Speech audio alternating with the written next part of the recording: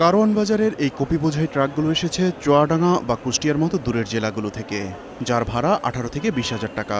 কৃষক থেকে প্রতিটি কপি 4 থেকে 5 টাকা দামে কিনতে হয়েছে বলে জানালেন পাইকাররা। কিন্তু ঢাকায় এসেও প্রায় একই দামে বিক্রি করতে হচ্ছে তাদের। একই পরিস্থিতি মূলা, শিম, বরবটি, বেগুন সহ বাকি সব সবজির ক্ষেত্রেও। রাত্রে 2টা 1টা বাজে গাড়ি আইছে, অনেক 10টা বাজে আছে, অন্য গাড়ি রয়ে গেছে মাল। 20,000 টাকা গাড়ি ভাড়া, আর খেতে কিনছি 6 টাকা 5 টাকা পিস। এইখানে এসে ব্যস্ত আছে 6 টাকা 5 টাকা, অনেক পুরা কপিটাই লস। মূলের দাম খুব কম, এই 20 টাকা 25 টাকা পাল্লা। কিন্তু একটু দূরে নিউ মার্কেট বাজারে একই সবজির দাম 3 থেকে 4 গুণ। ফুলকপি 20 টাকা পিস, মূলা 20 টাকা কেজি। সিম এখন 25 টাকা, তরকারির দাম কমে গেছে একবারে। দামের এমন পার্থক্যের জন্য অজুহাতের শেষ নেই দোকানিদের। ফুটপাত হইলে 150 টাকা ডেলি খরচ আছে, আর ধর না কারণ বাদ আজ অন্তত 70-80 টাকার নিচে রিক্সা আই না, এতে ধর না অন্তত সাইরানি ব্যবসা ধরে মাল বেতন লাগে। তবে সাধারণ মানুষ বলছেন, ব্যবসায়ীদের কারসাজির পাশাপাশি সরকারের উদাসীনতাও এমন পরিস্থিতির জন্য দায়ী।